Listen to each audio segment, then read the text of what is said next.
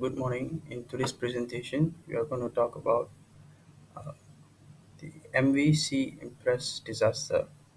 So, in our group, there's three of us who did all the work together. It's me, Vinoshan, Katlavan, and Ishwar. So, this is just a short brief about the merchant vessel Sea Empress. It's an oil tanker. The ship's name is MV Sea Empress, the full form name. It's built in the year 1993. The purpose of the ship is it is designed for transporting large quantities of crude oil and is from Cyprus, a Norwegian company.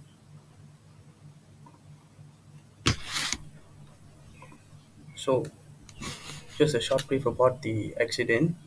In 1996, the MVC Impress, an oil tanker, ran aground at the entrance to Milford Haven in Wales.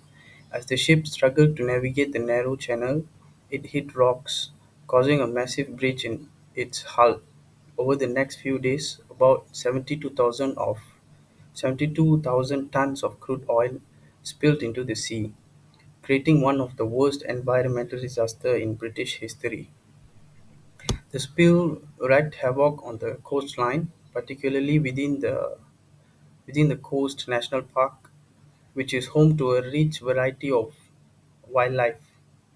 Thousands of seabirds were covered in oil, with many dying as a result, drastically impacting the local bird population. The spill didn't just affect wildlife, it also affected the local communities. Fishing and tourism, two key industries in the area, took a major blow, with livelihoods disrupted and the coastline polluted for years. The cleanup efforts were extensive, but the damage to both the environment and the community was long lasting, serving as a stark reminder of the danger of oil transportation. So, looking at the next slide about safety management of ship operation. So, for the first point of safety management is navigational planning. The MVC Impress disaster highlighted critical areas where safety management could have been improved. Uh, First, as I said, first point navigational planning was a significant issue. The ship ran aground while attempting to navigate the narrow and challenging entrance to Milford Haven.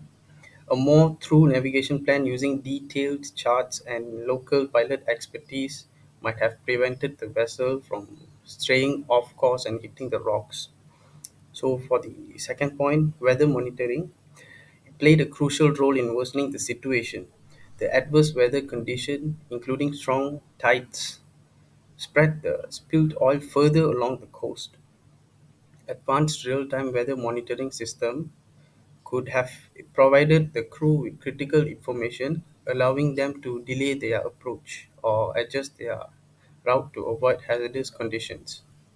So for the third point, double hull construction was a missed opportunity for preventing the spill. The MVC Impress had a single hull which breached upon impact, releasing a massive amount of oil in case of an accident. The space between the two hulls can contain leaks, allowing crews more time to take action before any oil escapes into the environment. This extra layer of protection is crucial in minimizing the environmental impact and giving responder a better chance to control the situation. That's all from my part. I'll be passing to Ishwar.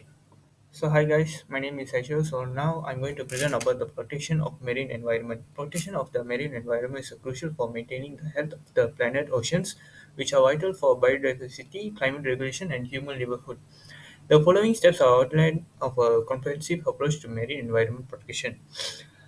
Starting with the understanding marine ecosystem, from research and monitoring, develop a deep understanding of marine ecosystem through research and continuous monitoring. This includes studying the species that inhabit these environments, their interactions, and the physical and the chemical condition of the ocean. Understanding the impact of the human activities, such as pollution, overfishing, and climate change, is also essential.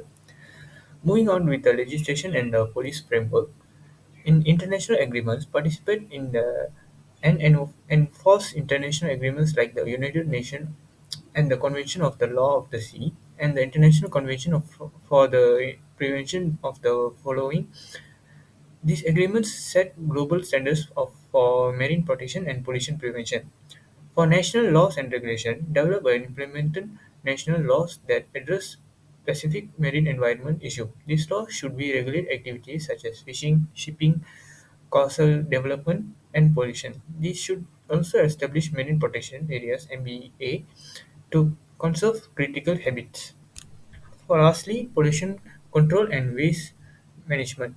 Reducing land-based pollution address a land-based source of marine pollution such as agriculture runoff, industrial discharges, and plastic waste.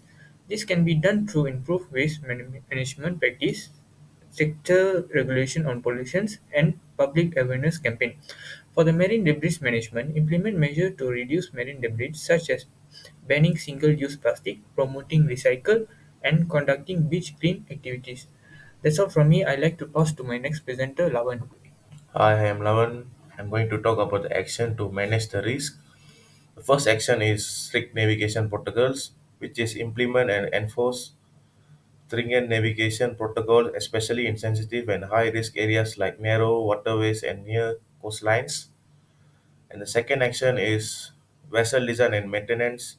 Vessels require double hull tankers, which provide an additional layer of protection against oil spills in case of hull breaches. And the third action is crew training and competency. Provide comprehensive training for for ship crews on safe navigation practices and emergency response and oil spill prevention.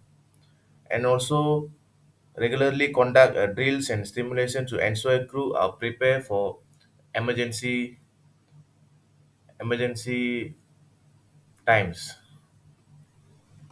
For the next part is future recommendation to avoid accidents, which is use advanced navigational aids, deploy more sophisticated electronic chart display and information system ECDIS to assist crew in avoiding hazards, particularly in challenging waters.